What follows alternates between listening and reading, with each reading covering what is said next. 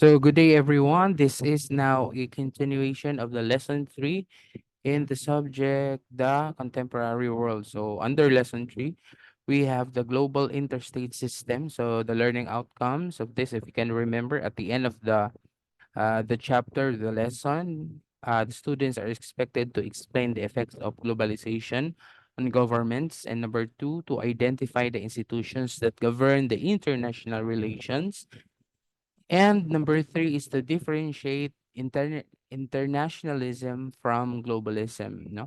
So we from the recent discussion that we have took on our lesson, we discussed all about for the previous meeting the effects of globalism on governments.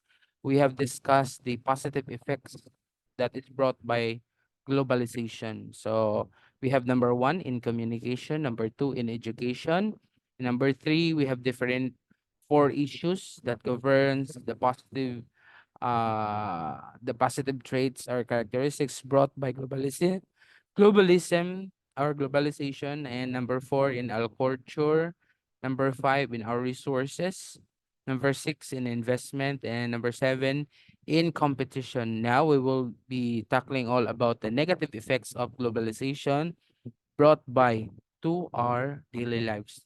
So number one, refer to your PDFs, no? So our reference number one is we have a negative effect on culture because globalization has brought change to culture and language. Then, the scientific and economic superiority of the developed countries imposing certain languages, particularly in English. No?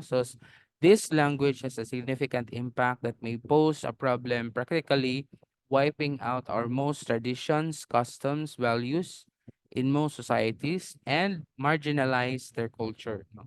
So it also reshaped the sense of identity of many individuals, especially the migrants, because we if we tend to be globalized, we are now adapting on more common communication or languages that are accepted, widely accepted, like English. No, if we are now speaking in our vernacular language, Bisaya, Cebuano, Ilonggo, and other Pangasinense, now we are now focusing more on English and forgetting the root language that we have. No, so that is one.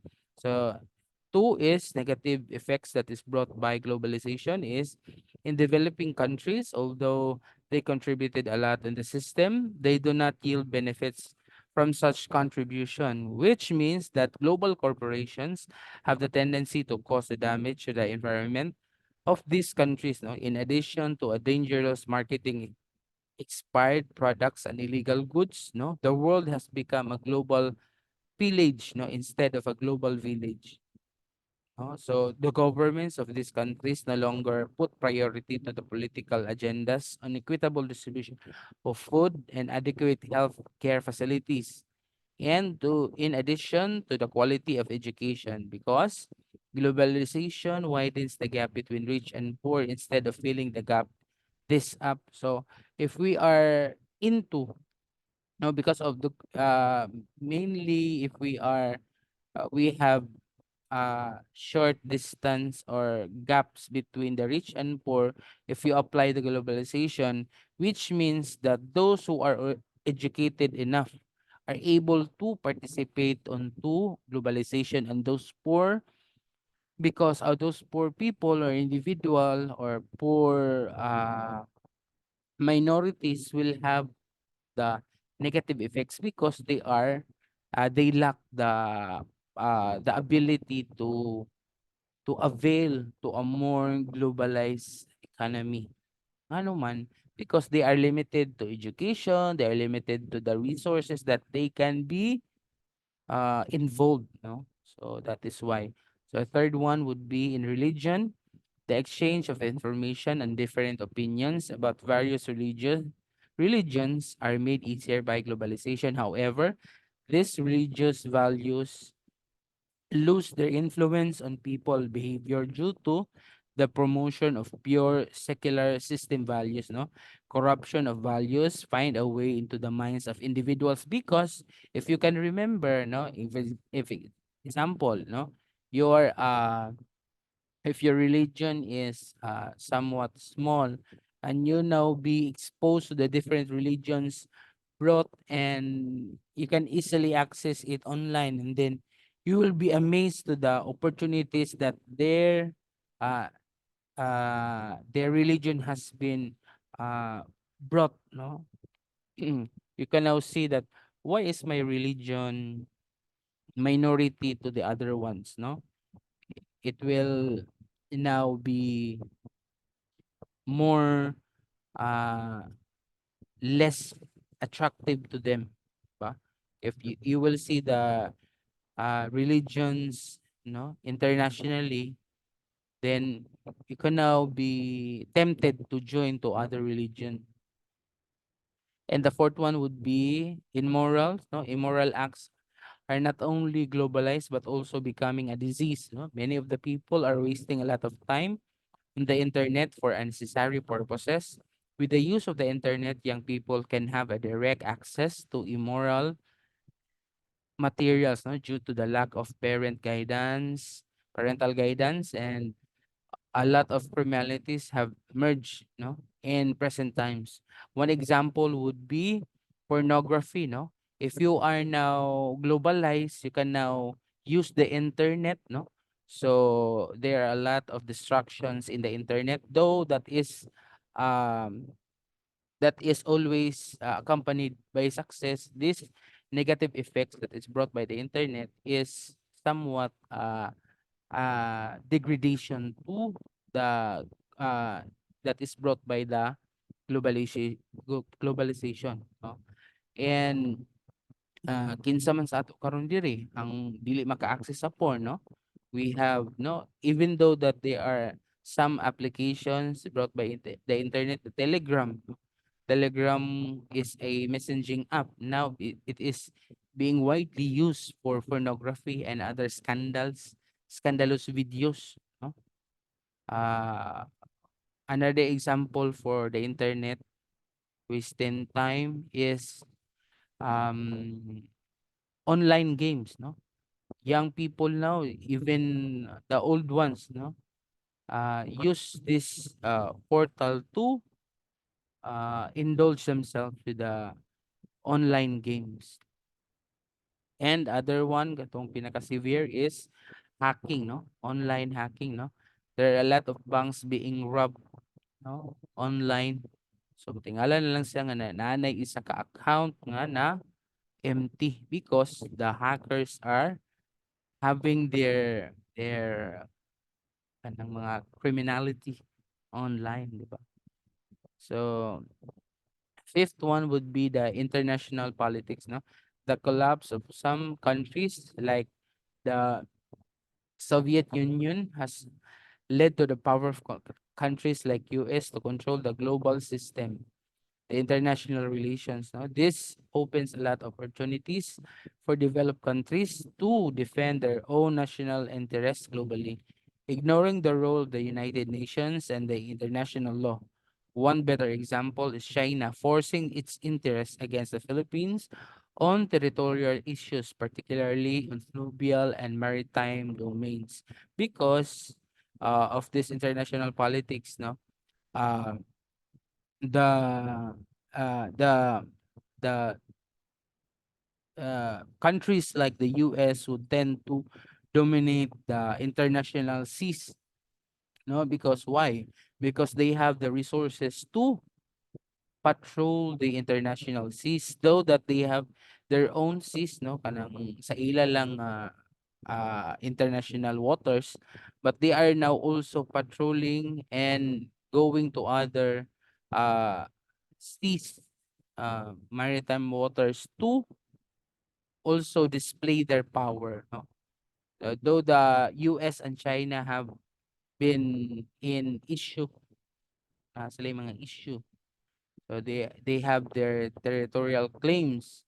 Though the US has imposed to defend other countries from China, so the US also particularly is giving and somehow they step into the issues of the other countries. Though they defend other countries in the ASEAN region, the Asian region, no, they are also displaying their power to combat against China and also to gain the sympathy of other countries. That is the international politics. Number six, in economy as a negative effect, attributes brought by globalization. In the economy, many national economies collapse due to the emergence of global corporation that suffer at cheaper products and services. It has led to the fluctuations in price. Countries like China produce goods at a lower cost, which force the other to reduce their prices, no?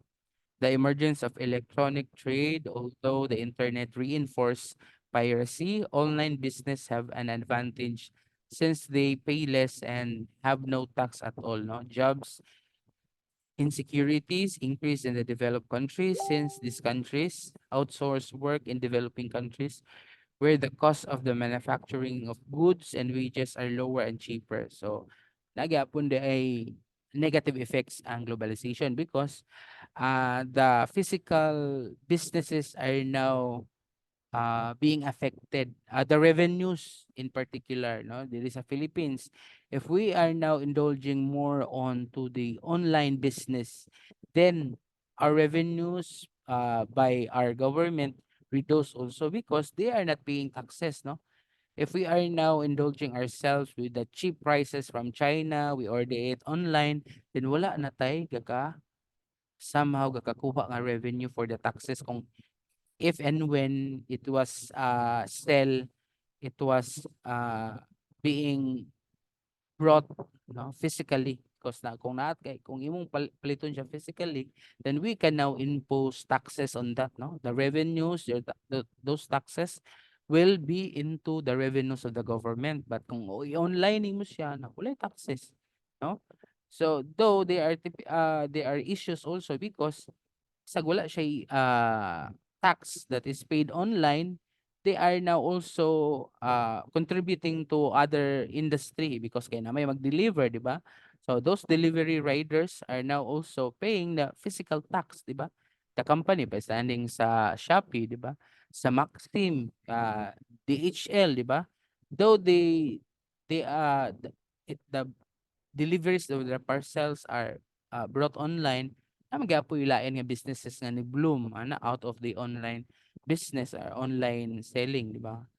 Number seven would be in science, although globalization remarkably contribute to the new scientific revolutions of many fields, especially in space, computer science. These new revolutions paved the way to be used for immoral purposes and to damage dignity of a man who is created by God, including the environment. No? Genetically modified organisms, GMO, and cloning merge under the genetic engineering science, which violates the laws of nature.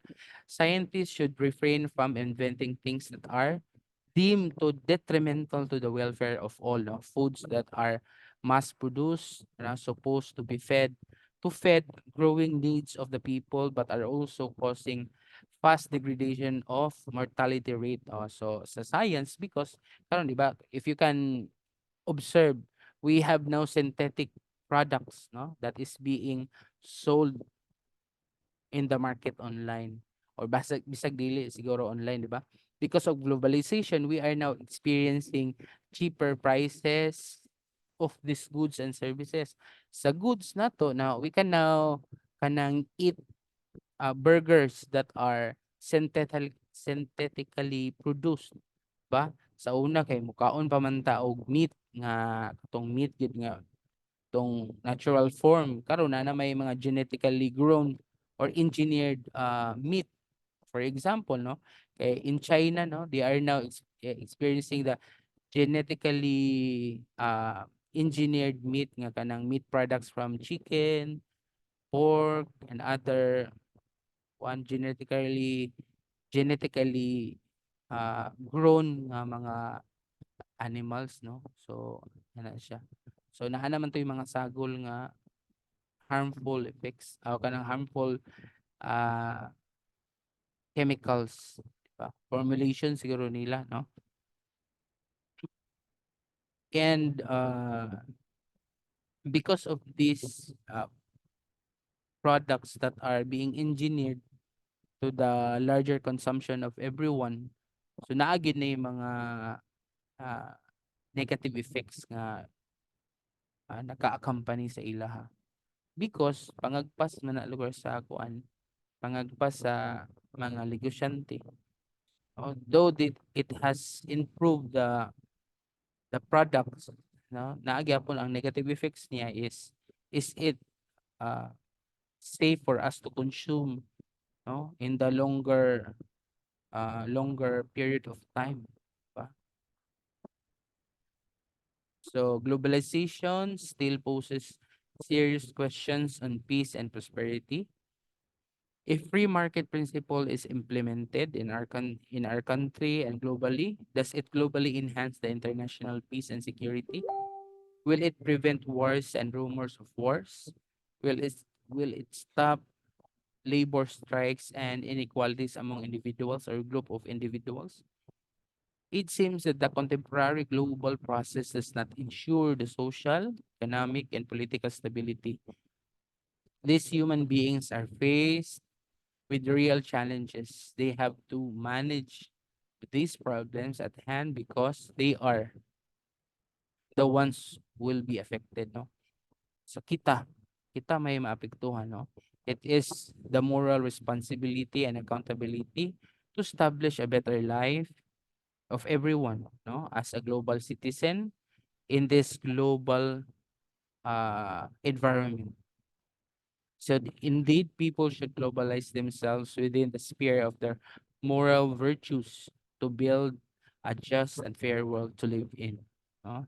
So moving forward for our topic, we have now institutions that governing international relations. So international institutions form a vital part of contemporary international relations.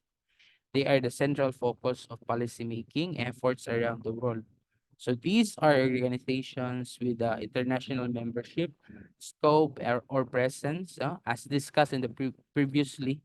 These are international non-government organization or INGOs and international government organization. You have your IGOs, which these institutions are classified under the generalist interstate organization, or you have to call it the United Nations and Organizations of Islamic Cooperation. So we also have the economic institution like ASEAN Development Bank or the International Monetary Fund. And under also the international legal bodies, we have the Human Rights Committee and International Criminal Court.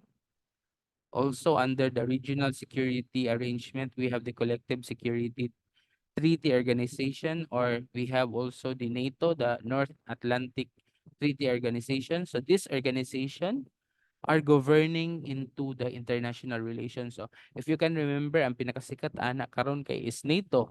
Now NATO is the one who is being involved to Russia and Ukraine nga war karon na, di ba? Because NATO would support the claims of Ukraine that they will now be separated from Russia. Ano man, 'di ba? Unsa may kuan na, unsa may ah, underlying issue di ana, 'di ba? We Filipinos tend to just uh, make a fun of those wars sa Russia and Ukraine. But ikaw kamo, kabalo ba mo unsay significance sa Russia and Ukraine being separated? Ba moingon naman mo nga, luoy kaayo ang Ukraine kay grabe kay ang Russia, dili man na inana. Imo na lang ng hunahunahon kung ikaw si Russia, Philippines na karon moingon din ta nga mutiwalag ang Mindanao sa Philippines, so entirely. Puro na nag-issue sa Russia and Ukraine, 'di ba? If you can remember, wala ta kamo kay di man ta taga European countries dadto nga side. Si Russia is siya ang gripo sa petrolyo in the European side of the world, 'di ba? if moingon karon si Russia nga akong i-close ang akong valve, ang akong gripo sa krudo, mutikig ang Ukraine. Na kung ikaw karon ang taga-Ukraine, mo participate lang ka kay gi-fueled and influenced by US ka nga ayaw gyud pagpakuan mo bulag gyud mo na ikaw karon okay ra sa imo ha kay kuan may gi-support daw mo na. Pero how will you survive kung wala kay crude, kung wala kay petroleum products na mutigig ka sa katugnaw, 'di ba? So that is on the other discussion pala na ato, no? So to continue, the Generalist Interstate Organization are composed of different nations with the member states having the same aims and purpose, no? With economic institution, agencies, or foundations that provide production and distribution of goods and services, which is important to the economy of our country. No? Whereas the international legal bodies uphold the international law to maintain global peace and order, while these regional security agreements is understood in a security arrangement policy, the regional or global, with its clear understanding that the security is one of the most concerned of all, no? Hence, commit to collective response to threats and to breaches to peace. So, other examples na to, ani karon, no? Uh, it has been rampant issue onto the internet. Global issue man ni siya nga i-reprimand ang North Korea to have its nuclear missiles, nuclear nga mga um, kanang nuclear threat to the international community. Nganong i-stop man ako wild question, no? Ngano mang i-stop nimo si North Korea to have their own nuclear power? Nga whereas ang gapamadlong sa iyaha US, the UK and other neighboring countries nga superior kuno, ba? Nganong gapamadlong sila nga mo ang North Korea na nuclear power na nuclear missile nga sila mismo mas daghan pa ilang nuclear missile nga naka-deposit sa ilang country. So ikaw karon kung ikaw karon si Philippines wala man kay nuclear power, kung naatay opportunity to have our own nuclear missiles, nganong dili man, nganong i-stop man ta sa mga countries that are big, no? Kanang anong mga mahadlok man ta sa gigantic countries who have their power to impose nuclear missiles. O si North Korea naman siya one, finances and resources to have their nuclear missile. Anong maghimo man tag nuclear missile sa atong country? Kamo naka-question naman sa inyong kaugalingon nganong si North Korea mag-attain siya og nuclear missile to defend your country. Kay daw bilugar karon si North Korea mingon siya nga maghimo ko og mga nuclear missile for me to defend my land, iyahang iyahang territory, di ba? Nganong ang Philippines ug karon nganong kuan man mag-participate gid ta nga dili ta mag-nuclear kay makadaot sa environment. Whereas nga kaning mga country nga gapamadlong, mamadlong sila to have your nuclear because ma-threaten pud sila nga ikaw musukol na ka. You have to defend your country, di ba? Di ba? So that is now the issue.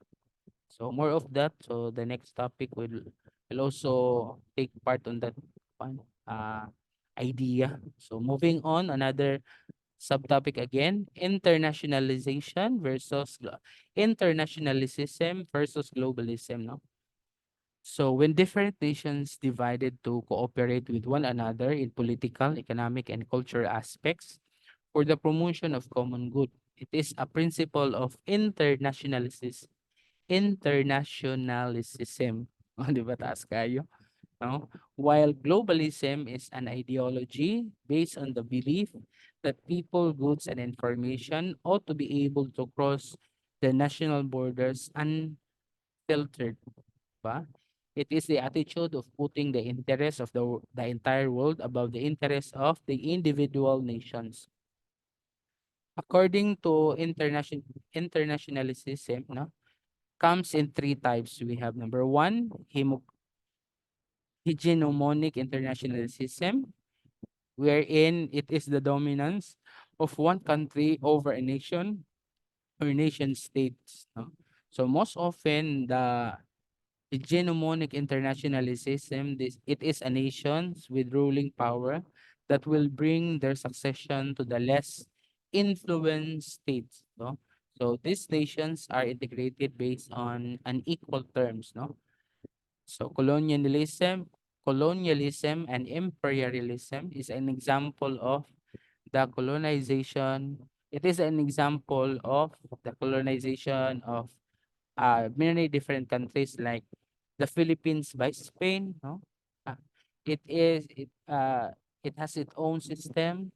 The Filipinos and their own cultural practices that is specific on this type. No, we have also the liberal internationalization. It is a belief introduced by Immanuel Kant. No, that nation states should give up some of their freedom to establish and continuous growing of global system consisting of various nations working together to prevent lawlessness in the world. So these nations cooperate with one another to achieve a common goal like peace and prosperity. No? Example for this is the United Nations, no? And group of eight or G8 working hand on hand on maintaining the peace and order among its nations. No, so this kind of nation is a revolutionary internationalism. No? So this revolutionary internationalism believes that conflict in the society are due to the international factors and alliances. This should have to be an example for nation states that are focused to do what they think is right, no? Like the French Revolution, no? If you can remember, no? The French Revolution and the protest against Vietnam War in America, no? Two examples of this. So, we already have discussed, in the previous meetings about the French Revolution and Vietnam War against the US. Moving forward, we have economic globalism. So this involves the long distance flows of goods, services, capital, and information that accompany the market exchange. No? While environmental globalism refers to the distant transformation of materials in an area, fluvial and terrestrial aspects. This includes biological substances that may affect human health and well-being.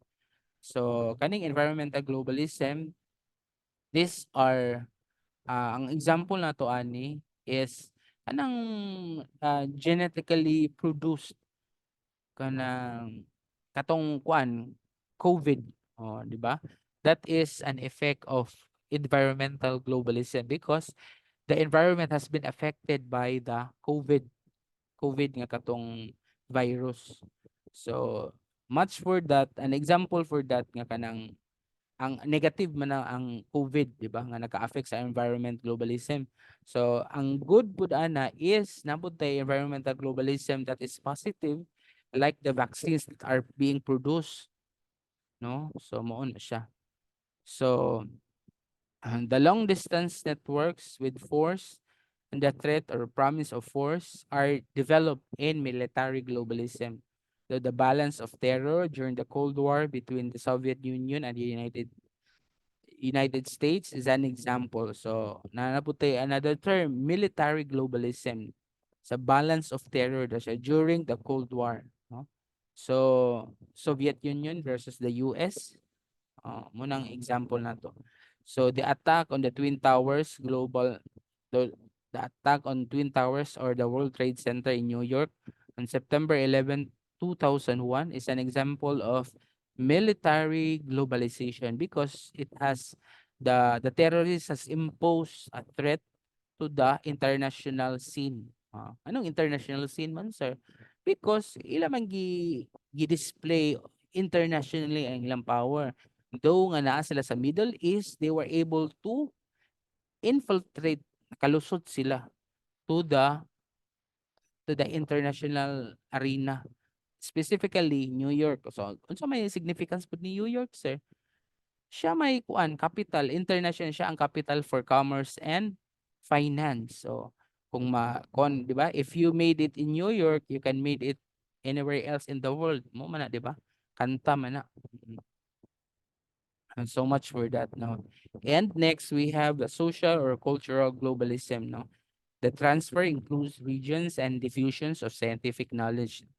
The flow of ideas has an increasingly has increasingly become the independent since the social and cultural globalization in these present times that are driven by the internet. So the social and cultural globalism, yeah, but we have social and cultural characteristic as a country, di ba? There's sa Philippines na atay cultural globalism nga if and when we have our culture nga positive, so the other culture, the other countries also would adapt to our culture nganong mahibaw-an Manila nga naatay nice nga cultural characteristic. It is brought by the internet or the international arena because we are being acknowledged internationally. Ang mga Pinoy daw kay hardworking, survivor in terms of kanang different different situations. So na siya, no? Other examples would be the uh, uh, in Japan, no? A leader in technology innovation, ba? We have now Finland, Ireland. Yeah? Those are countries that has a culture of very, very good educational implementation, di ba? Kaya ang ilahang educational system is very one good ka ng very good, di ba? During the I think last year it was Ireland and Finland are ranked as the first and second in the educational system. So admirable gyud kay ang ilang educational system. So there is a continuous increase in the complexity that the stakeholders continue to exert efforts in the comprehension and managing of this process. So I think that is all under the lesson 3 in the global interstate system. Don't forget to study the first topics that we have tackled, no, face to face. So this online recorded class is only the second half of lesson 3. So all of this will have a quiz next meeting. So feel free to access this online recorded class discussion so that you will not be able to miss the topics that are not being discussed in the face-to-face class. No? So thank you everyone and God bless.